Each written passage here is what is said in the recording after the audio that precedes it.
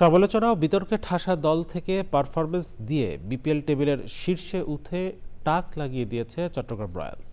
বিসিবির তত্ত্বাবধানে নানা সীমাবদ্ধতা ও খেলোয়াড় সংকট থাকলেও দল হয়ে উঠতে সময় লাগেনি শেখ মেহেদী ও শরীফুলদের।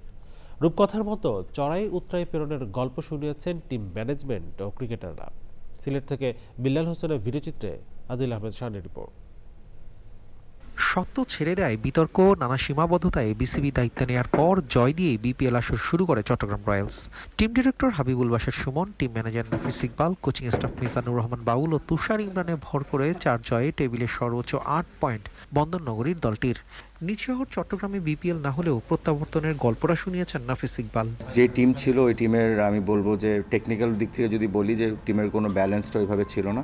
দেয়ার good bowling attack but their lack of batsman. তো ওইটা আমরা ওভারসিজ নিয়ে কভার করেছি, বাট ওই ওভারসিজে যে প্রক্রিয়াটা হয় এটা অন্যান্য টিম যেটা 1-1.5 মাস ধরে পেয়েছে আমরা ওইটা 3-4 দিনের মধ্যে করতে হয়েছে। সো ডে নাইট কষ্ট করতে হয়েছে। স্বল্প সময়ে চট্টগ্রাম রয়্যালসে যোগ দিয়ে নজর কেড়েছেন পাকিস্তানি ব্যাটার হাসান নওয়াজ। আইএলটিতে মুস্তাফিজ এবং সাকিব আল হাসানের বিপক্ষেও খেলেছেন তিনি।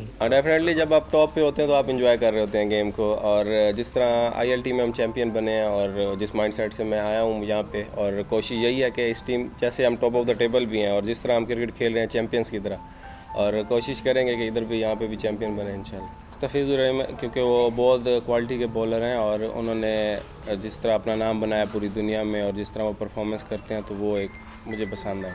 শেখ মেহেদী শরীফুলরা বাংলাদেশের হয়ে বিশ্বকাপ জিতবেন প্রত্যাশা এই পাকিস্তানি ক্রিকেটারের। प्लेयर हैं और काफ़ी अच्छे लड़के भी हैं और काफ़ी मेहनती लड़के हैं, और यही है कि उनको गुड लक है वर्ल्ड कप के लिए, और इंशाल्लाह मेरी दुआ है कि बांग्लादेश अच्छा करे वर्ल्ड कप में और वर्ल्ड कप जीते। শুক্রবার রাজশাহী ওয়ারিয়র্সের বিপক্ষে লড়াই দিয়ে বিপিএল এর সিলেট পর্বের ইতি টানবে চট্টগ্রাম রয়্যালস।